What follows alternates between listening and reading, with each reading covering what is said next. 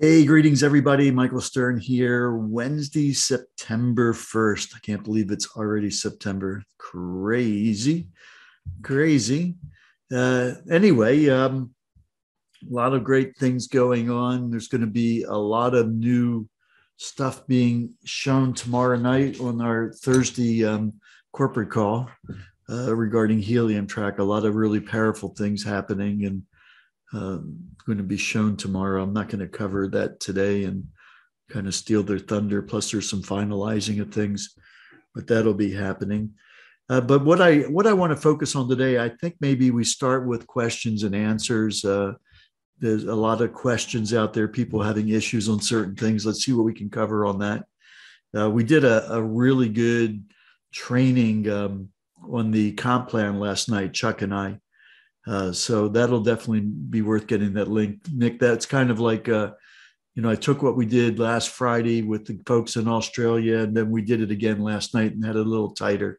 And Chuck and I think it was, a really good training. So as far as comp plan stuff, we can just kind of refer people to that, not have to necessarily go on anything here unless somebody has a very specific question. So, um, so as far as some of this Q&A, way we'll deal with this is if you can raise your hand, right? Raise your hand, use the little reactions icon at the bottom there to be able to raise your hand. And I'm going to set it up where you'll be able to unmute yourself. And we'll deal with some of this. And yeah, I'm not going to necessarily go in every single direction with every single question, but let's kind of get a sense of what's important right now that's on people's minds and see what we can do. So, Francis, you've got your hand up. Why don't you go ahead and unmute yourself, if you don't mind? First cab off the rank. Good evening, Michael. How you doing? Good. I got my list. All right. First of all, I caught the recording of the other night, the 29th, and you brought up the question regarding assessments versus just registration. And you clarified that it's one or the other. It's not necessarily 5 assessments to get more commissions, correct? You're referring to in order to get bumped from 15 to 25%. Yeah. That's basically registrations, whether they're through assessments or just sending your link. It doesn't matter. Yeah. Okay. The assessments in foreign languages, do you reckon that will be available within the multilingual? The foreign language support is supposed to be. I think they're going to be rolling that out, showing people how to access it tomorrow night. Okay, will that include the assessments, every aspect of the site? I do not know what it includes and what doesn't. I suspect it includes all the text stuff. Probably won't include video yet. Video will have to be done separately. And going along with the assessment situation, I don't suppose there's any real point sending an assessment when there's no coverage in the area. It's better just to register somebody in that sense, because you're not really showing them anything, are you? There's really, if you're dealing with a person where there's zero happening, it's in an area where there's no deployment yet, it's probably better off just registering somebody than have them go into Helium Track and reserve their hotspot, as opposed to using up an assessment for that. Okay. I noticed something today, and I don't know, you probably won't be able to answer it. It's a techie question, but maybe you can pass it on to the tech department. When I look on, I have reserved my hotspot and it shows my address on the right-hand side, but it doesn't show my street number. I don't know if it's because it's not enough space to show the street number. It should show the street number. So you can... When I zoom into my area, I see all my planned hotspots, but I don't see my own personal hotspot on the map. Now, what I did today, do you remember the hack that you showed everybody on Google Maps to get the coded area address, digital address? Well, I went in and tried to save that location, my location that was already saved, with the digital address, and it would allow me to save it, even though there was a hotspot reserved there already. You mean as a planned hotspot? Yeah. Yeah, there's no qualification on a planned hotspot. No, but mine's reserved. Yeah, but the a planned hotspot is just somebody playing around. There's no limitations on a planned hotspot, because you can create a planned hotspot just for multiple reasons. But shouldn't it say that it's too dense because my hotspot is there already? My reserved hotspot is there already? There's no intelligence done on planning a hotspot. It's only done when you do a reserve. If you want to move something into a reserved. Okay. Yeah, I mean, yeah. That's all my questions. Okay. Thank you very much. Easy. All right. And Phil, if you want to go ahead and unmute yourself. Yeah, good evening, Michael. A couple of questions, really. Just going on the last point about planned hotspots. When you do plan a hotspot, it will pop up and say whether or not there is space available, and I've noticed this a couple of times where I've planned a hotspot and actually, as if you're going to create the mining assessment, but you don't actually create the mining assessment as such. You can save it as a hotspot, but it does actually state whether or not it's too dense or not. But I also noticed on another exercise where there was nothing within an orange spot on a particular location, the central sort of 300 meter radius. However, within the sweet spot, there was about 9 units, some 2 or 3 reserved, and the rest were live units in a particular spot in London. So it wouldn't actually allow a unit to go within that orange location, which is, I think, is the correct thing, because obviously that particular unit would not function very well. Well, you're saying there was already something in the bullseye in the red orange circle? No, there was nothing actually in the orange circle, but within the 2 concentric green circles, there were about 9 units that would. Do you have an address? It was actually one of Dave Selwood's ones, and that was what I assumed was the problem, was because there was nothing, because there were several within those concentric circles that wouldn't allow the other one to go into the bullseye, if you like. Well, I'm not sure. It all depends. It depends on the hexes and stuff. I mean, I'm saying if you want to dissect that, I can bring it up and we can take a look at it. Yeah, I don't actually have the address with me now, but it's something that we should have a look at, I think. Yes, yeah. Okay. On another call, then. I made that assumption that was the reason it wouldn't allow a unit to go into that area. A lot of times, what we're finding when that happens is that if you turn on the visibility of offline hotspots, because it defaults to, I think, being off, like on the legend there, you got that little eye, you can, turn it on and off. We find that there's an offline hotspot in a red zone that wasn't visible until you turn that on. Right. Okay. All right. And the other big $64,000 question, which you sort of touched on in terms of the language helium track. If we all look at France as a where all the sort of reserved hotspots there, and look at the rest of Europe. Europe's going orange everywhere. France is wide open because there is this language barrier. The French won't speak English, and we desperately need some presentations in French. And I just wondered what the where the progress is with that from corporate. Well, as far as helium track goes, the language support's there. As far as French presentations from corporate, that's down the road. I mean, there's other issues that are mission critical things that they have to get done on that side. A lot of people are doing their own presentations and doing their own translations and that sort of thing. And that's really incumbent upon field leadership to make sure a lot of that happens. Right. Okay.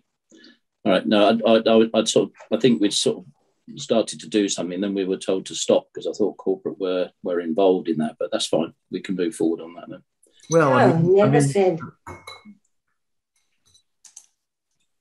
I'm sorry. Hold on just a sec. So anyway, yeah, I mean, we do have a new compliance department, and we need to get presentations through compliance, but it doesn't mean that you can't start and then, whatever corrections need to be done, we get those done as far as PowerPoints and stuff. Okay. No, that's fine. Okay. Okay. Thank you. All right. So let's see. Francis, did you have another question? Your hand's at the top of the list right now. Yeah, mate, quick one.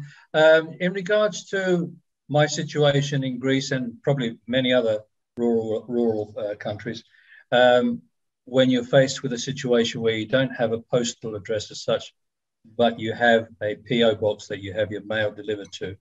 Right. At the moment, you can't put a PO box in and press the search button. Right. This will be something that's coming up in the future, I'm assuming. Well, yeah, there'll be the ability to drop a pin for those kinds of situations, or use that Google hack that we yeah, but when it comes to a postal address, it's a PO box. You mean for the shipping address? Yeah. Yeah, but we'll resolve all that. I mean, okay. I mean, they're looking for verification. It's really important. That's why they rely a lot on the Google Maps stuff to make sure that there's real people verifying real addresses as much as possible and everything. So, just in regards to that hack that you told us about the other day, what happened to me today, and it might be of benefit to some people that are using this hack that you spoke about, is when I put in the coordinates, it had my town name and then the prefecture name, which is Loutraki-Perahora. And I found that when I clicked search, it didn't recognize it at all, even though it was given to me by Google Maps.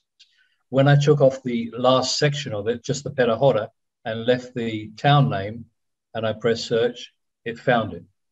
Did you use you used the copy feature from Google Maps? Yeah. That's interesting. And, I've never seen that. And looking on the map, it was the right place. So okay, if anybody has that problem, So you took off the front portion of it or the last portion? I took off the end portion, which was the prefecture of our area, and it recognized it. So it brought it up. So no problem. All right, great. Thanks. All right. Michael, you're at the top there, if you want to get and unmute yourself.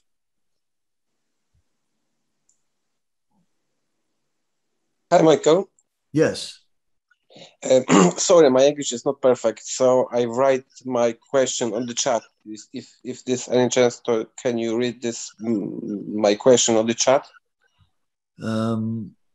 Sorry. Let's see. I heard that the company will first send the device to a person in a good location. If this is true, what is the case when my invitees do not get their devices on time? And for me, it'll be 90 days from activation, where I lose the option of higher commissions. Let's see. Let me make sure I even understand that. When you're talking about the 90 days, you're talking about a person you personally referred. It's either the person that personally got referred or the person that is received the unit, because the 90 days begins at the time it's actually hooked up and starting to generate helium. So those are all based on individual scenarios, refer and host. So I'm not sure what that is, unless you want to clarify that some on that first question, Michael there. So second, are you able to specify the approximate number of devices that will be shipped in the first batch of Europe, and what intervals can we expect? I don't have the specific numbers right now. We're going to be meeting on this, I think, next week, more on the European stuff. There's a lot of things in motion relative to Europe, so I don't want to speculate on that in terms of the numbers yet. But we'll be doing a meeting with Rick before too long. So But as far as that first question, did I answer your question on that? Because I'm not 100% sure I understand what you're asking.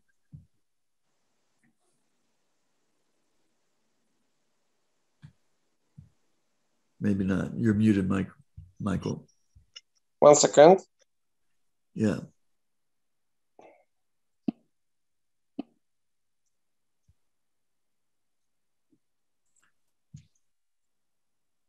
I got my device, but my friends didn't. So again, I don't really know that I understand your question. Okay, I try explain. I apologize for my English, Michael. That's okay. First of all, this is true that company first check the best location and send these devices for good location. This is true or not? Well, yeah, because it's all going to be based on the highest scores will be going out first.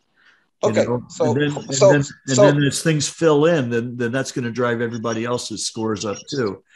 Yeah, I understand this situation. Okay. But Michael, for example, I have good place, so company send me my hotspot, but I invite few people who have bad location.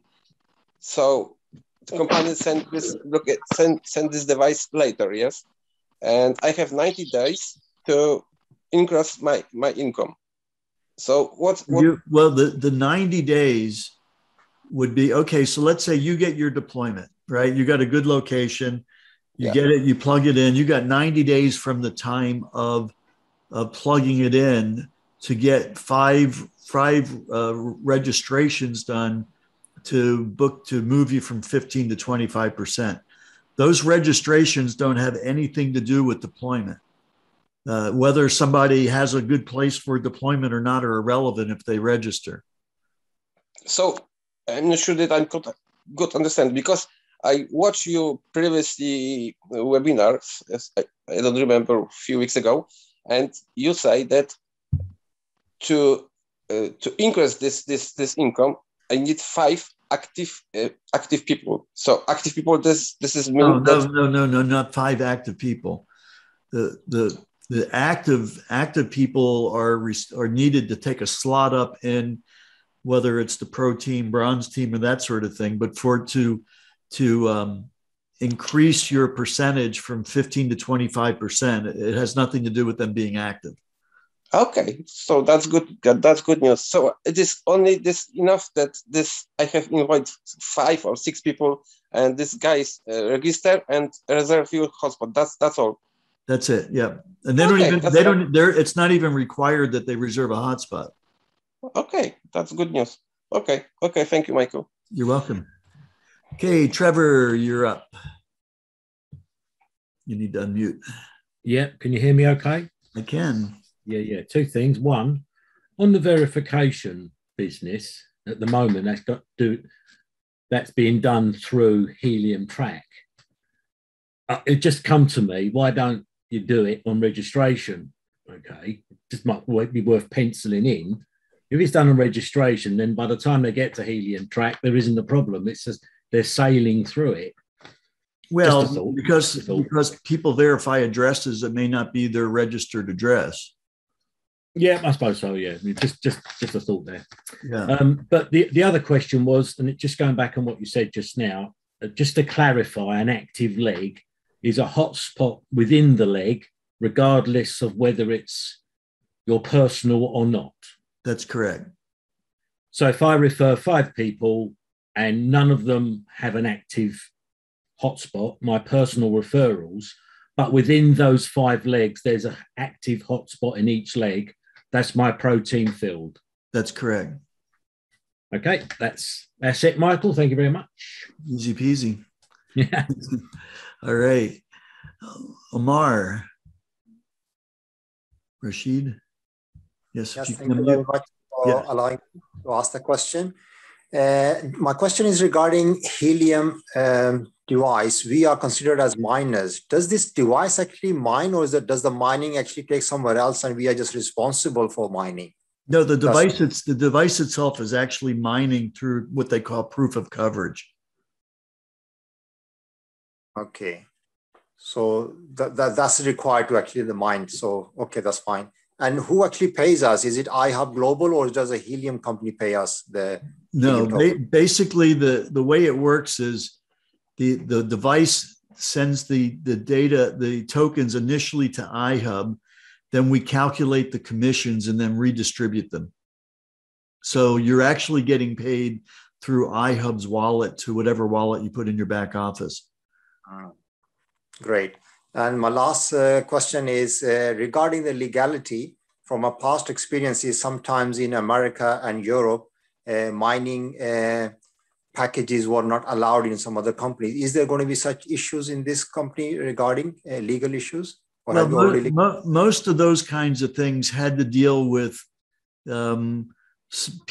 situations where people were buying shares in some sort of mining or something like that. I mean, we're in such a unique situation because people aren't buying anything and people are not having to invest in anything, where people aren't paying money with the anticipation of getting some sort of a return on their money. Those are the kinds of issues that get people into trouble. And so we're very, very clear on the way we've got things set up to completely avoid any of those kinds of questions. Thank you. With that said, though, there are issues relative to mining in the U.S., relative to accounting and things of that nature when you start dealing with your taxations and all that.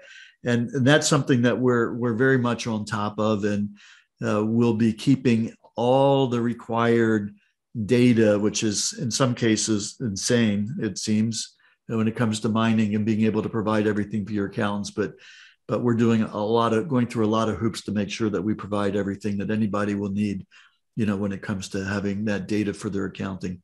Okay. That's great. Any news on, are we going to get any MasterCard or Visa card in future, or we don't know yet? Yeah. No. The OG Pay card is definitely something in full speed ahead. Good. Thank you. Okay. That's great. And you're very welcome. Rob, you got your hand up? If you want to unmute, Rob. There we go. Hi, Michael, and hello, everybody. It's been, I've missed a few sessions. Good to see you all. Michael, I'm not sure whether I happened to register at a particular time that allowed me to not only reserve, but I was allowed to provision my hotspot. And my team members are all, I'm asking them, hey, have you got your I see you've got your spot up. Have you provisioned? Well, they can't provision, and I'm not sure why. Has that been taken down? Did I have because with the new software, you're actually provisioning, meaning you're putting the installation address in at the time you're reserving it. So before it was a little different because we were just reserving things and taking those addresses, and people had multiple ones. And by the way, all that data is now in the process of being completely imported into the system. So for instance, if somebody reserved a unit back before we had Helium Track, and then somebody since then went in and reserved a unit within their 300-meter radius, that would preclude them from being able to get the location they originally reserved, the date and time stamps of all the reserved data will supersede anything else. So it may bump some of the reserved units from Helium Track out if previously reserved units were in that 300-meter zone. So all that now is in the process of being taken care of. There's a lot of work done to make sure that the systems to handle all that were in place, but they're in the process of literally importing all that as we speak. Okay.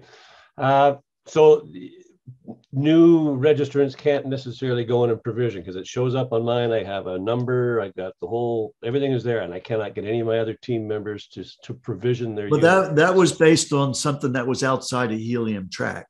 Okay. So yeah, again, provisioning is really just putting in the address information. And that's all part of the reservation process with Helium Track, where those addresses are verified through Google Maps and all that. So that it's already built in.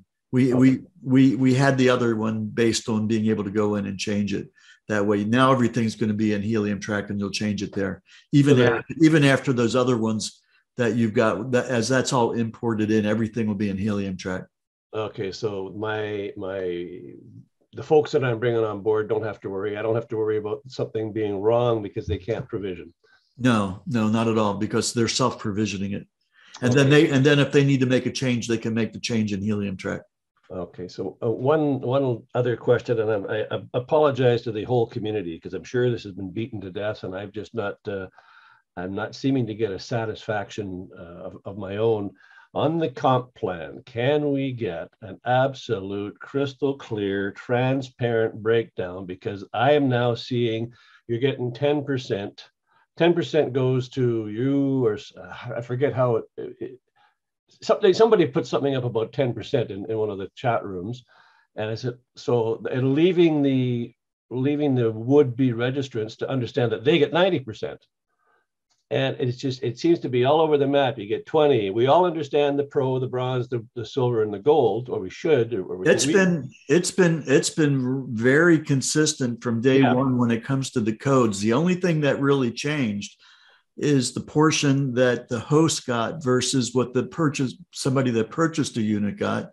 And the only other piece is that on the referral bonus, which is 10%, that can go to 20% if you help them go from there on, and those are only on the deployed units. If you help them go from 15 to 25, it also moves you from 10 to 20. And I do understand that. Pardon me for interrupting. I do understand that, and I think I talked to you before regarding the compliance aspect, and I'm not sure. I'm sure compliance is going to do a great job, but and it's maybe part of just doing business. But these people that are even my upline, and there's two people in here, like Michael and Trevor. They're in your group, and they're continually spewing bad information that my people are seeing and saying, "Hey, this is bad. Why you've roped me into something?" And a lot of it has to do with that free, which you had said you want to get rid of. Now you're telling me I got to pay for shipping. What are you guys doing? What are you pulling here? Hold on a sec, Michael. Can I just come in there? I'd like to know where I've given bad information, please. Thank you. No, Trevor. Hey guys, that's not you. Hey guys, this is not right, the okay. forum for this, Rob. Yeah, so let's just get information factual right now, and then we can sort that other stuff out offline so that we can take questions. So look, I agree. Free. That doesn't work because people have to have internet to begin with. If they don't have internet, they're not going to get a deployment. Bottom line, and a shipping and processing fee of like $49, for instance, in the U.S. for somebody getting $1,000 unit. If they have a hard time with that, then really that's a problem for them. I mean, it is. We're deploying units to the best locations with the best people doing it. We can't satisfy everybody, but this is a business. We got to run it like a business. And yeah, a lot of talk about free, myself included in presentations and Chuck in presentations.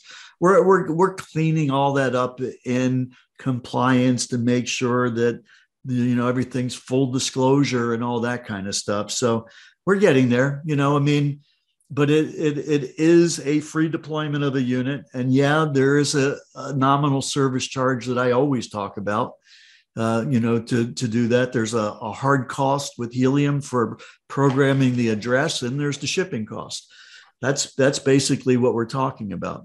So, but anything else? Any other question specific that we can answer right now on this forum without getting into a duking match? Yeah, I apologize. I didn't mean to. I wasn't trying to poke the bear. It's just it is frustrating that there's so much information out there that you see it and you wish you could just put a stop to it. Well, this has been an evolving situation and a completely unprecedented opportunity in so many different ways. So it's fantastic. It's been evolving and changing and morphing at the very core of the company. And so it's hard to not imagine that people get caught up in having information that becomes outdated or misunderstood. So I don't hold that against anybody for doing it, as long as people are intent on trying to have the best information out there and correct it as the facts are made known. Yeah, and I understand the excitement and building up the downlines and whatnot. It's just and I'll just stop, guys, because I'm just digging myself a deeper hole, because I'm not trying to cast any aspersions. It's just I'm finding the people that I'm speaking to are coming back, and it's just something I have to deal with. I just wondered if there was a. But in answer to your actual question about a very specific clean document, in fact, that is being worked on as we speak. A nice written document. I think that as far as the comp plan itself goes, we've got some really good training now that we got in the can on that. But there will be a nice written document too that we should have really quite soon. I'd say within the next week or two, at least in PDF format. Perfect. Nice. Well, again, I apologize for stirring the pot. I didn't mean to do that. I just thanks very much. I'll sit back and listen, folks. All right. Thank you very much. Laura, you're up. Thank you, Michael. First of all, I have to apologize to everyone. I'm sitting in the hospital, all wired up. 3 sheets to the wind on painkillers. So let me try to give you my question in a way that I hope I can make sense here. And I want to go back to what Omer said in your answer to him about not purchasing an investment, etc. And does that go back to, because I'm constantly talking to people who are asking me, well, why was it the units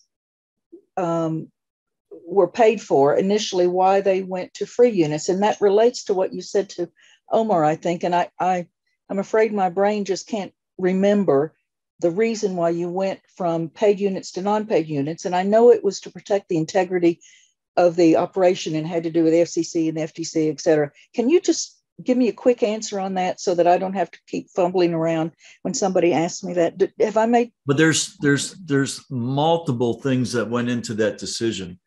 One of the biggest ones is that because of how difficult it is to get access to units without placing massive purchase orders, that really drove the whole function with us saying, okay, if we're having to be with our hands out at the bottom of the supply chain like everybody else, this is never going to work.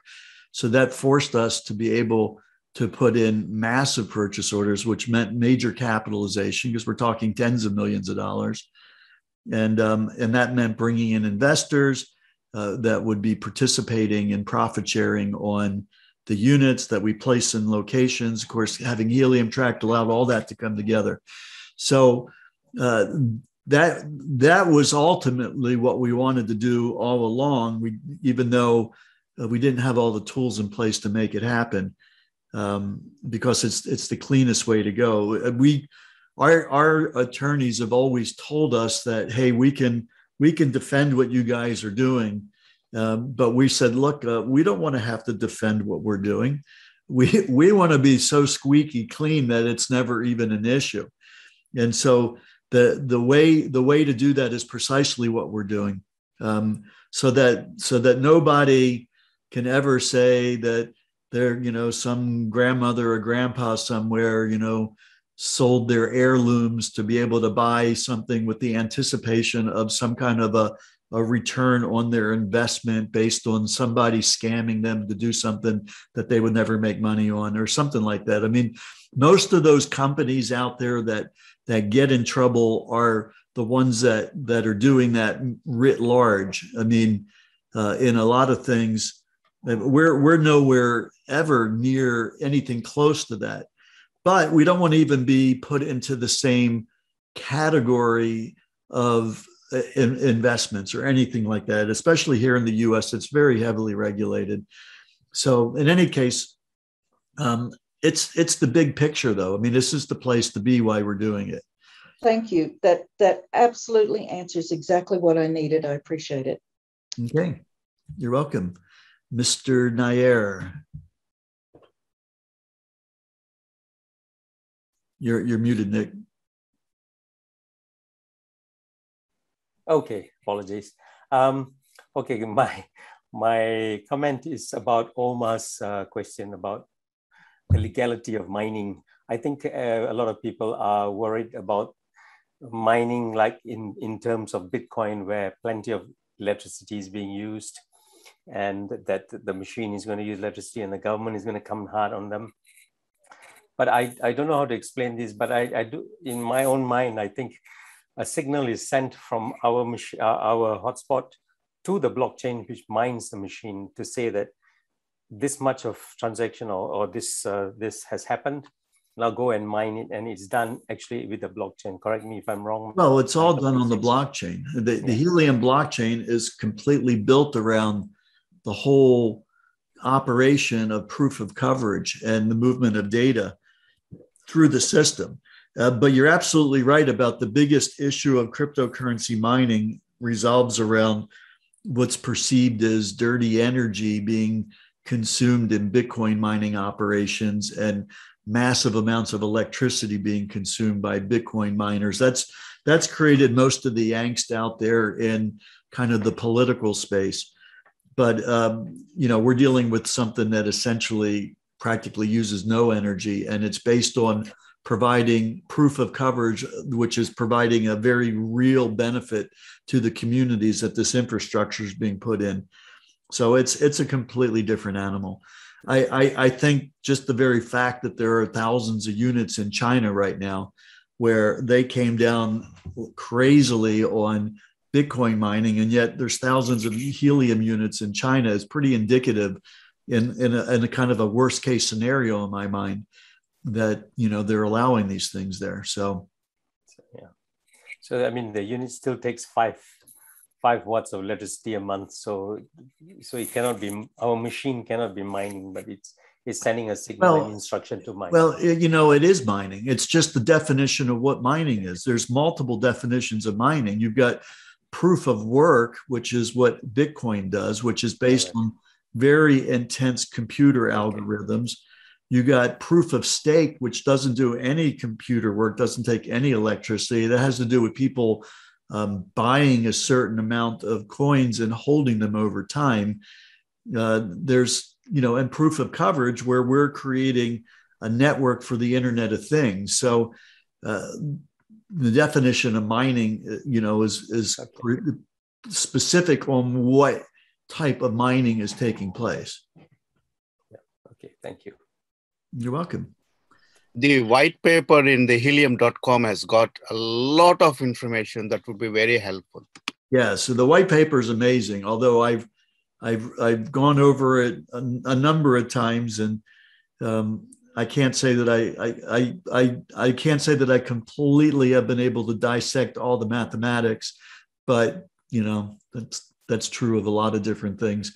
But no, they do a very good job spelling it out. So this blockchain was created for this project specifically. It wasn't like, oh, we're going to use this Ethereum token or this other token and use it in the project. Now, this entire project was built from the bottom up to accomplish what it is, what the intent is of the project of providing internet accessibility for the IoT devices.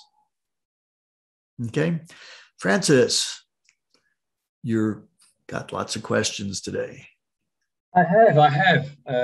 It's been a good day. It's just a question you probably don't know the answer to, but in regards to, you mentioned in one of the other webinars that there might be a warehouse in Europe for sending out units in Europe, correct? Yeah, that's something that is probably going to be the case. There's a lot of stuff already in motion around all this, but we can't really talk about it yet because we're dissecting all the ramifications of all these various options that have to do with VAT and customs and businesses. There's a whole quagmire of business related decisions around all that.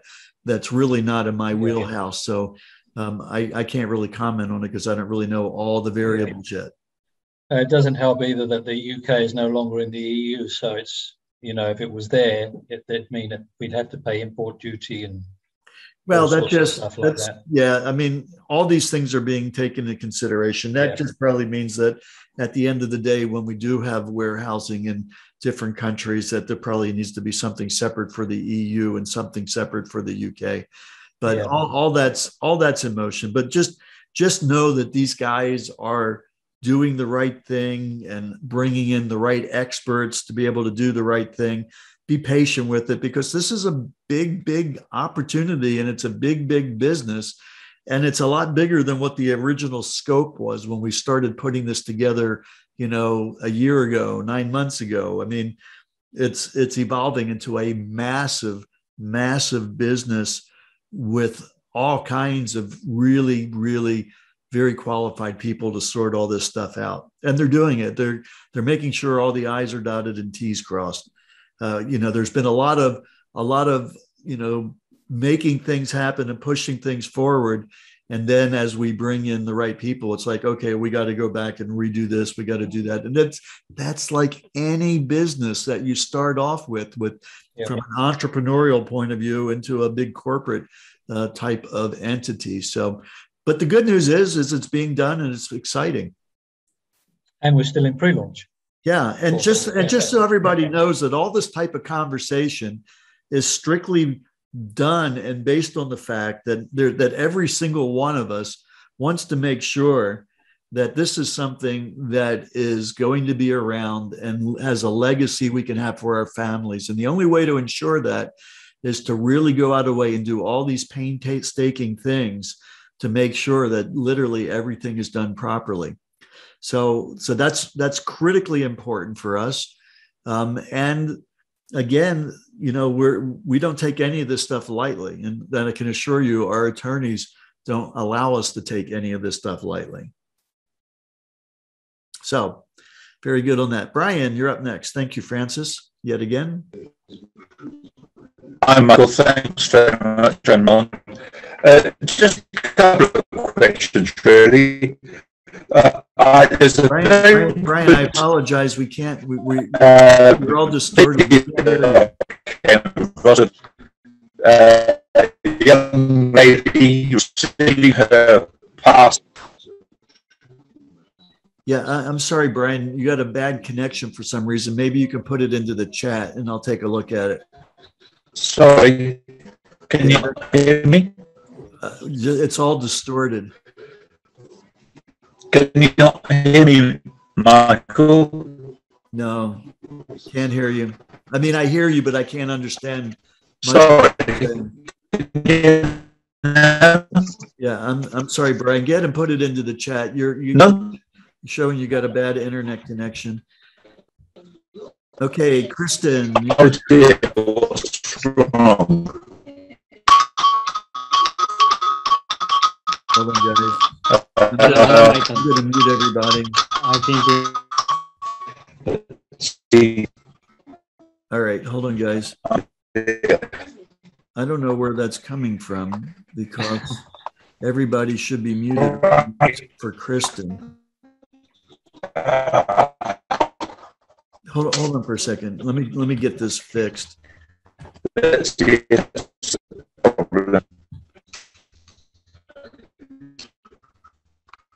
I'm sorry about this.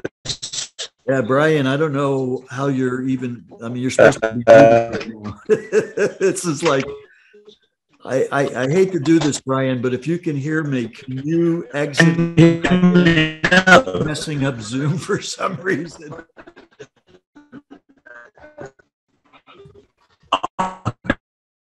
Sorry about that, Brian. I hope you can come back in. All right, Kristen, if you could unmute or, yeah. Oh, I'm sorry. Hold on. I got to turn it back on. Okay. Hello. Yeah. Hello, Michael. I have a questions that is about Complan. Can we do this today, or this is not about it? Well, today? I'll tell you what. Ask the question, and I'll tell you whether or not it's simple enough to have a simple answer. I think for you it's simple, but for me not. So the question is, if let's say I have my team that's go gold, I am on gold, okay, and my 26th person as is with my gold team is as well gold person. Do I have anything from this person or not? How it is? Because we are the same positions. So you brought in your 26th person, and now they are a gold. They brought in their 26th person. Yes. So you are going to be getting between 15%, 10%, or 5%, depending upon where people are on their first 25 people. So so you bring in your 26th person on their pro team, their first 5, and all the pro teams that derive from their pro team, you're going to get 15% forever.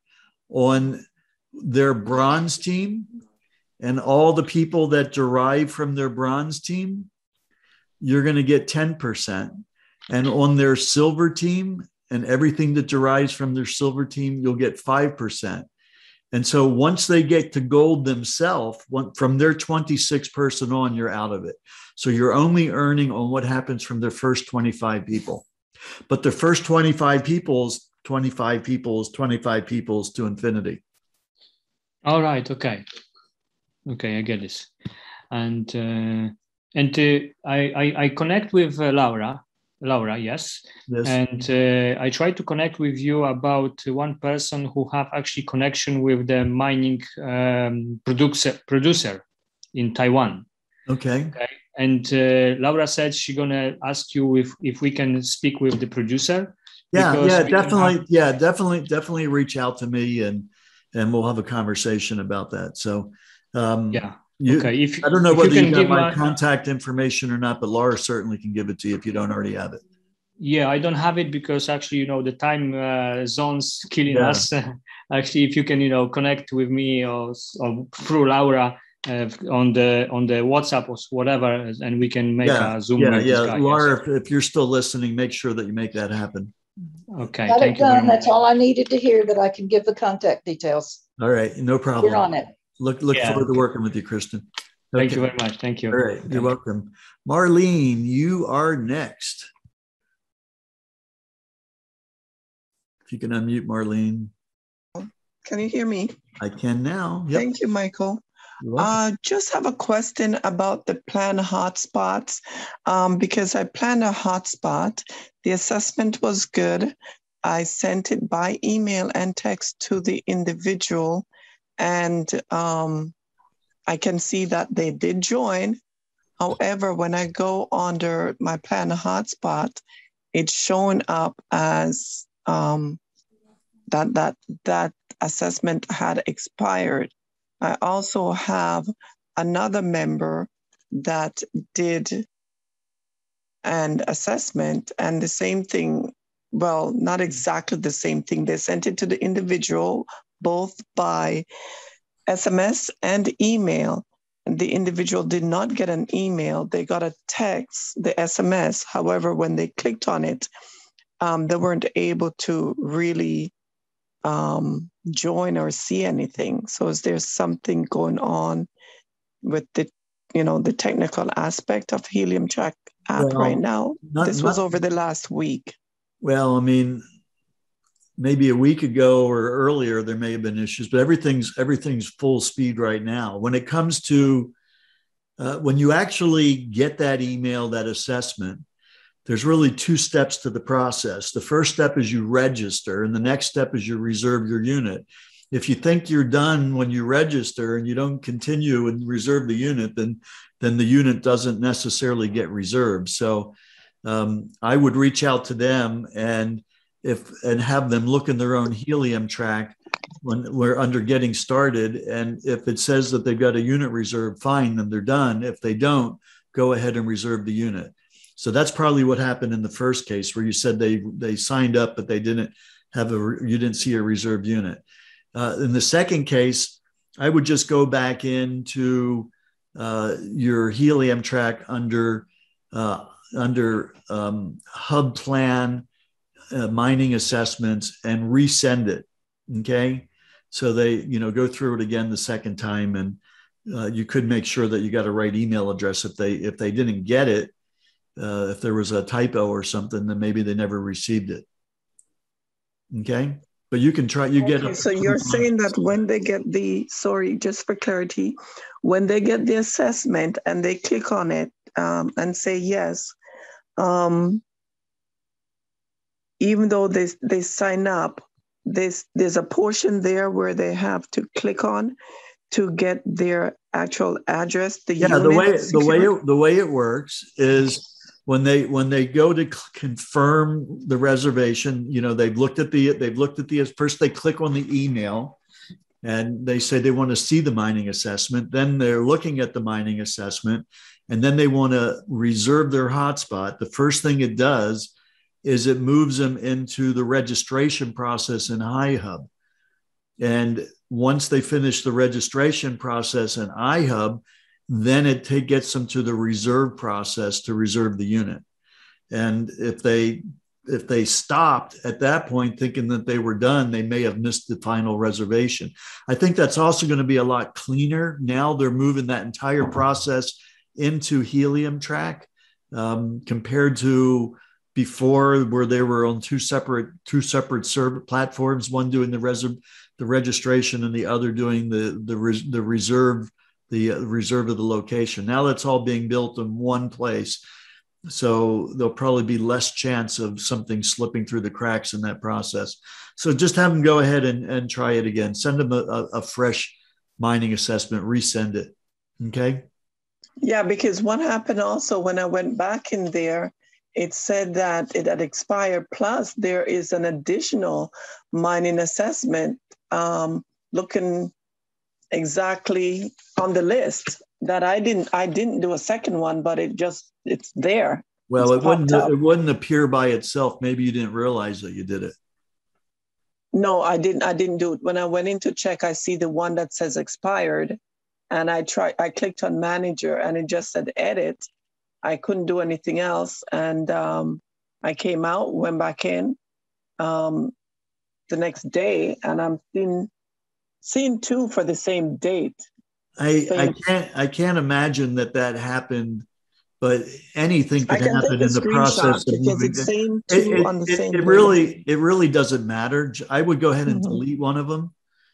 I would remove one so that you don't cause a problem with two locations being under the same holding pattern for a reservation. Just go over on the far right where it says manage. You have the ability to remove it. So I would keep one live and I would remove the other one just so it doesn't interfere with each other. Okay. Well, the one that says expired, it doesn't give me the ability to remove it when I click on the manager. But it should give you the ability to resend it. The other one I would remove. And if you can't remove it, then I would do. Yeah, I'm in there now. I'm having challenges because the one that says expired, I can't do anything but edit. There's no removal or anything of that one. Well, only this, I don't think we have time right now. We're 4 minutes before the end of the hour. Okay. To do a share screen and go over it. So maybe you can reach out to me and I'll see what I can help you out with that on Zoom or something. Okay. Okay. All right. Thank you. You're welcome. Okay. Hey, look, let's get these last quick questions done real quick. No more after Francis. So Ngozi, you got your hand up. If you want to go ahead and ask your question, that'd be great. Hi, Michael. Good evening. Sorry, I hope you don't mind, but I do have about 3 questions. Really short questions. Well, I will try. The reason is I only just recently joined and I need a bit of clarity about a few things. Okay, go for it. I've attended, about 2 or 3 trainings, and in each one, I get an information that I didn't know about, and I am in the process of recruiting my own team members. So I want to be double sure of what exactly I'm telling them, because some of the things are things that I wasn't told. Okay, so go for it. Right. So one is I'm actually happy that Rob did speak because I was never told about any shipping costs. And then you did now mention some other costs like service charge or something like that, and other things that I wasn't aware of. And I have been speaking to people and telling them that it was absolutely free, because that's what I was told as well. Now, in terms of shipping, what exactly is the shipping cost? Is there a specific amount, or does it depend on the country? Yeah, it's gonna depend on what the actual shipping costs are. So, look, just the method of shipping, all of that to be determined. Okay, all that will be made crystal clear before a unit's deployed. So there's a lot of moving parts on that, where it's going to be shipped from, whether it's a local warehouse, all that's in play. So just to be clear, let people know that, you know, if they're chosen for deployment, there will be some nominal shipping and service charge. That service charge is for the address. Just as an example, in the US, we're looking for it to probably be around $49 for everything. But forever. Sorry, is it forever, or is it a recurrent charge? No, it's a shipping cost. You don't ship things more than once. No. You said the service charge. It's to program the address. If the address has to be reprogrammed for any reason, there'd be another charge.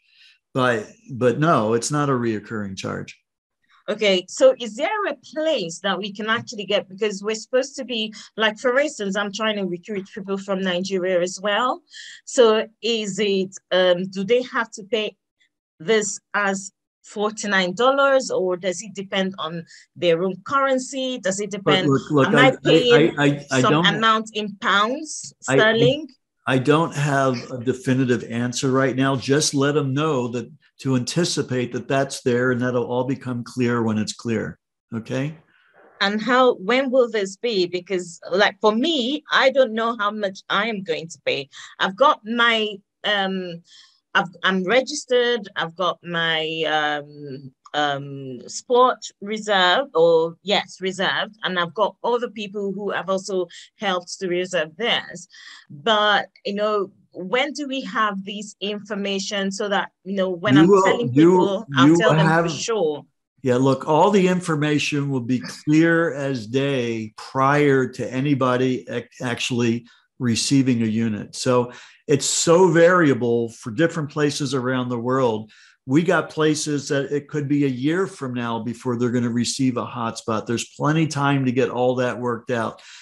Right now, the key is reserving the location, okay, getting that land claimed, and letting people know that there'll be some cost involved as far as shipping the unit there. I mean, it's a nominal fee compared to what the actual cost of the unit is. If that's something that doesn't work, that's okay. Don't have them reserve a unit. No, I get all that, but I'm saying, if I am talking to someone, I would need to say, this is what amount, you know, this is what you should expect as a charge. We don't know that right now. I apologize, but no matter how much we talk about it, I don't have an answer. So we're just going to have to wait and see how it pans out. Right. That would affect how I recruit people, because I would rather, I'm actually telling the person for a fact. I think, you know, that you can refer to $49 in the US, and if probably 10 of those dollars is, or 15 of that 49 is for the address piece, that's something that's part of Helium. That's going to be consistent. The rest of it's going to be what the shipping charge happens to be based on where it's shipping from. So that's the best I can promise you right now. Just kind of stand by to get what you want. Just let people know what the reality is. People are adults. They can figure it out on their own, make their own decision, whether they want to reserve it or not, or tell people about it or not. I'm sorry. That's all I can say. All right. Talking about shipping, you know, you did say you don't know yet if it's going to be shipped from a local warehouse. Yeah, we don't know the answer of that right now, and I really apologize. I know you're. Yeah, you're kind of new. No, sorry, I haven't. But we're already 2 minutes over my allotted time, and we still have 4 or 5 other people asking questions. So I don't want to just kind of keep revisiting the same question. No, I haven't finished the question. You just cut me short. I was talking about the fact that you said, the shipping costs, you don't know where it's going to be from, if it's going to be from the US or locally. So assuming it's international, like I'm in the UK, and if it's going to be shipped from the US, what about the custom duties? Yeah, I covered that earlier. We're working all those out and we don't know the answers yet. We're going to have to see how all the business development people work out that. So again, it'll be taken care of. You'll know everything before the fact, but we don't know it right now. It's in okay. process. Sorry, last one. It's not. I need this thing. Is there a social media group that I can join to have information as it comes, or does it have to be unless I attend one of these Zoom sessions? I would check with your team leaders and see what they've put together. Okay, so it's a team leader who should do that. Well, everybody's got various things that they're working on. So just check with the people that invited you here, and if you can't get the answers you want, just keep reaching up until you find somebody that can give you the answers. Okay, because there's so many different where's things. up? I don't know any other up to reach to. All right. Well, you can reach out to me, and I can tell you who to talk to. Otherwise, okay. Okay. Thank you. All right, Eric, go ahead and yes. I'm trying to get the last few in. So yeah, okay. I'll try to keep it short. I have an oddball event on our own address and a slight thing about our daughter. On our own location, it does not get the house number accepted. If it does get accepted, then it does change the zip code, and neither of the two come up with the right answer, and it's rather critical. So look, don't stress over that. If it's reasonably close, they're going to be introducing a tool that you can fine tune it. Like, if it's off by a few blocks or something along those lines, you'll be able to actually move something on the screen to specifically identify the location. So yeah, all those kinds of issues are going to be dealt with. Just do the best you can with what you got right now, and then the rest of it will be fine-tuned. Okay, thank you for that. Our daughter was able to make a reservation, but the reservation message got lost in the spam. That is still not confirmed. How do we deal with that now? When you say the reservation, you mean the mining assessment? Yeah, mining assessment, yeah. And the reply to that was lost in spam. So I would just go ahead and resend the mining assessment. She hasn't signed up yet, or she has? She has signed up, yes. Oh, well, then just have her go reserve it from her own Helium Track back office. Okay, good. Then thank you very much for that. Quick one. You mentioned a couple of times that this iHub system operates in the 900 megahertz frequency band. No, only in the US, it's 915. In the UK and Europe, it's 868. Okay, so that's around about 900. Are those bands cleared for worldwide iHub usage? I take yes, huh? Well, it's not whether it has to do with iHub usage. It has to do with LoRa gateways. LoRa is approved all over the world. That's the radio thing. And each country has its own frequency allocations for that country. Yeah. Okay. And does an iHub user need to apply for any national radio license? No, not at all. Not at all. These are all this is all in public bandwidth. Okay. That's worldwide what you're now talking about. Yes. The bands that are approved are within whatever they consider that public band where you don't have to license it. Okay, quick last question, please. Thank you very much so far. Where can we find more company documents or PowerPoints? I'm not really sure that I have the URL. I did read the iHub agreement with a lot of useful information. Are there any PowerPoints, other supporting documents? A lot of that is being finalized right now, making sure it's all compliant and everything, and then that'll all be made available. Okay. Thank you very much. That's it from my side. Great. You're welcome. You're welcome. And Trevor, go ahead and unmute yourself. And yeah, hi, Michael. Just a thing, because the lady earlier was saying, I can't find anyone to talk to. Just to explain to new people, we have support lines in place. So You know, if the person that's referred you, they may have only joined themselves yesterday or 3 hours ago. So to get great information, you will find people that are experienced in your support line. Just ask who referred them and who referred them, and you will get to the right people. You know, we can't just rely on Michael. He's just one person, you know, running a team of hundreds of thousands of people. So you will find the right information if you just ask and go upline, what we call upline, and find your support leaders. They'll have the information for you. And just on information, you know, things, as Michael was saying, things that were said 3 months ago are completely different now. This business is evolving really fast. So, you know, keep yourself up to date with training. Get on the latest trainings. The company do fabulous trainings. There's one tomorrow night. Okay, it's 2 o'clock in the morning, but I'll be there with matchsticks holding my eyes open. But, you know, you need to keep up with these things. And one other thing, Michael, is that website you mentioned recently, which has got a lot of answers to a lot of questions, which is helium.com/hosts. Yes, that's a good link. Yeah. Yeah. So that's just really what I want to say. Keep up to speed with training. Things are different. Yeah. What I said 3 months ago is wrong. I agree with that, but things evolve, you know, so that's all I'm trying to say there, Mike. Okay. So, and I appreciate that, Trevor, but one thing that I want to let everybody know, which is great news, is what's going to be announced tomorrow night is the new support center that they've been working on feverishly for quite some time. That will be turned on. I think it'll be shown on the call tomorrow night.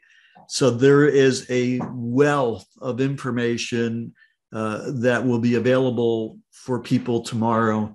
And so we're working on that. We recognize everybody. There's a lot of people coming in, and we do have a lot of the blind leading the blind, if I could use that statement. I don't know how politically correct that is anymore, but in any case, like you say, somebody got in yesterday, they invite somebody the next day, and you know, and the person that invited the previous person was the day before. So we are going to be making sure that not only do we have the support center available, but everybody will be getting welcome emails when they register that will be giving them specific directions on where to go for all the basics informations and stuff like that. So yeah, it'll get better. And we apologize for the people that are kind of trying to figure it out, but just hang in there, be a little patient. This is an incredible opportunity, and all those questions will be answered. So let's see, we got Phil and Francis's final question, and then I've got to run. Okay. Yeah. I guess mine's more of a sort of an upbeat, not a question, but what actually attracted this to me right at the start of all this, which is actually only about 7 or 8 weeks ago, was the power of the Internet of Things and how we will be able to tap into that in the future. Great that we can earn some superb money in the interim, obviously with the cryptocurrency and everything else, but just imagine the number of products that are going to tap into all of these units once we've distributed them. It's just mind-blowing and very, very exciting. That's all I've got to say. Great observation. And you're right. It's going to be exciting to see how things evolve. Francis, you get the last question. Okay. First and the last. short and sweet. I like the bread in a sandwich. Yeah. Okay. And this question was asked in the chat as well. And it reminded me that I had the same question. And that is, when you have people that sign up from your links and you really don't know until after the fact, and you don't know these people, is there a way to check that they've actually reserved their hotspot and not just registered? We're working on that so that you got visibility on everybody that's on your team. Okay, great. That's it. Good night, Michael. All right. Thanks, everybody. Bye-bye.